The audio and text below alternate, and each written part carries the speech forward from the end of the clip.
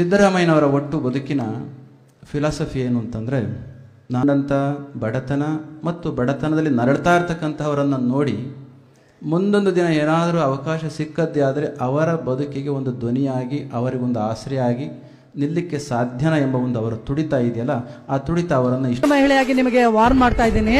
ನೀವೇ ನಿಂತ್ಕೊಳ್ಳೋರಿ, ನೀವು ಅಲ್ಲಿ ರಿಸೈನ್ ಮಾಡ್ಬಿಟ್ಟು ನಮ್ಮ ವರ್ಣ ಕ್ಷೇತ್ರಕ್ಕೆ ನೀವೇ ಬಂದು ನಿಂತ್ಕೊಳ್ಬಹುದಾಗಿತ್ತಲ್ಲ. ನಾನು ಸಿದ್ದರಾಮಯ್ಯನವ್ರ ಪರವಾಗಿ ನಿಂತ್ಕೊಳ್ತಾ ಇದ್ದೀನಿ. ಮಾನ್ಯ ಕುಮಾರಸ್ವಾಮಿ ಅವರೇ, ನಮ್ಮ ಸಿದ್ದರಾಮಯ್ಯನವ್ರನ್ನ ನೀವು ಒಕ್ಕಲಿಗರ ವಿರೋಧಿ ಅಂತಿರಲ್ಲ.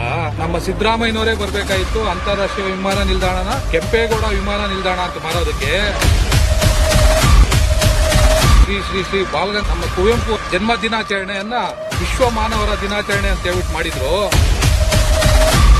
ಕುಲಕಸಬು ಬಂದು ಒಕ್ಕಲತನ ಅಂದ್ರೆ ರೈತರಿಗೆ ಯಾರು ಕೃಷಿ ಭಾಗ್ಯ ಯಾರು ಕೊಟ್ಟಿದ್ದು, ಕೃಷಿ ಹೊಂಡ ಭಾಗ್ಯ ಯಾರು ಕೊಟ್ಟಿದ್ದು, ಕೆಸಿ ವ್ಯಾಲಿ ನೀರು ಯಾರು ಕೊಟ್ಟಿದ್ದು, ಎಲ್ಲ ನಮ್ಮ ಸಿದ್ದರಾಮಯ್ಯ. 12 ಶತಮಾನದ ಬಸವಣ್ಣನವರಿಗೆ ಶಿವಯೋಗಿ ಸಿದ್ದರಾಮರಿದ್ರು.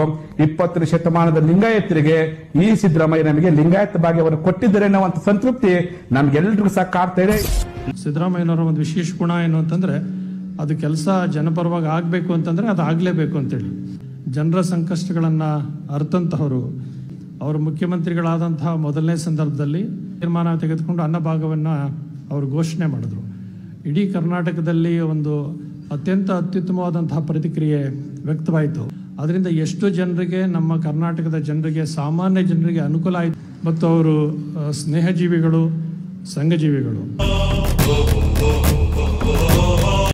ರೈತರಿಗೆ ಸಾಲ ಮನ್ನಾ ಮಾಡಿ ಸಾವಿರಾರು ಕೋಟಿ ರೂಪಾಯಿ ಬಜೆಟ್ ನಲ್ಲಿ ತೆಗೆದಿಟ್ಟು ಸಾಲ ಮನ್ನಾ ಮಾಡಿದ್ರು. ಸ್ನೇಹಿತರೆ, ನಾನಿಷ್ಟೇ ಹೇಳ್ತೇನೆ, ಇವತ್ತು ನಮ್ಮ ನಾಯಕರು ಬಂದಿದ್ದಾರೆ. ಒಳ್ಳೆ ಆಡಳಿತವನ್ನ ಕರ್ನಾಟಕದಲ್ಲಿ 13ರಿಂದ 18ಕ್ಕೆ ಇಡೀ ದೇಶ ನೋಡುವಂತ ಆಡಳಿತ ಕೊಟ್ಟಿದ್ದಾರೆ. ಕರ್ನಾಟಕ ಮಾದರಿ ಅಂತೇಳಿ ಆಡಳಿತ ಕೊಟ್ಟಿದ್ದಾರೆ. ಅಂಥದೇ ಆಡಳಿತವನ್ನ ಮುಂದಿನ ದಿನಗಳಲ್ಲಿ ಕೊಡ್ತೇವೆ, ಅವರು ಕೊಡ್ತಾರೆ ಅಂತಕ್ಕಂಥ ಮಾತನ್ನ ನಾನು ಈ ಸಂದರ್ಭದಲ್ಲಿ ಹೇಳಿ, ಕೇಳಿ ಬಡವರನ್ನ ಕೇಳಿ ರಾಮಯ್ಯ ಅಂತ ಕರೀತಾರೆ. ದಲಿತರು ನಾವುಗಳು, ನಾನು ದಲಿತಲೆ ಹೇಳ್ತೀನಿ, ದಲಿತ ರಾಮಯ್ಯ ಅಂತ ಹೇಳ್ತೀನಿ.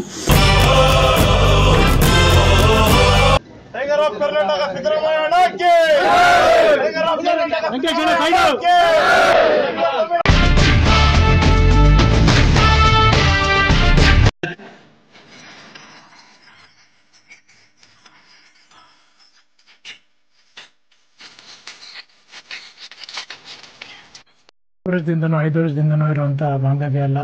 ಬಹುಶಃ ಅದ್ ನೋಡಿದ್ರೆ ಸುಮಾರು ಒಂದು 25-30 ವರ್ಷದಿಂದನೂ ಹೋಗುತ್ತೆ.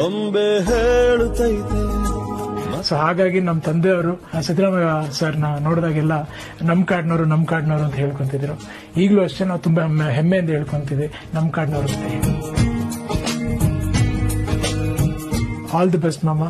ನಿಮ್ ಫ್ಯೂಚರ್ಲಿ ನೀವೇನೇನು ಅನ್ಕೊಂಡಿದ್ರ ಎಲ್ಲದರಲ್ಲೂ ಗೆಲುವು ಸಿಗ್ಲಿ ಅಂತ ಭಗವಂತನಲ್ಲಿ ಬೇಡ್ಕೊಂತೀನಿ.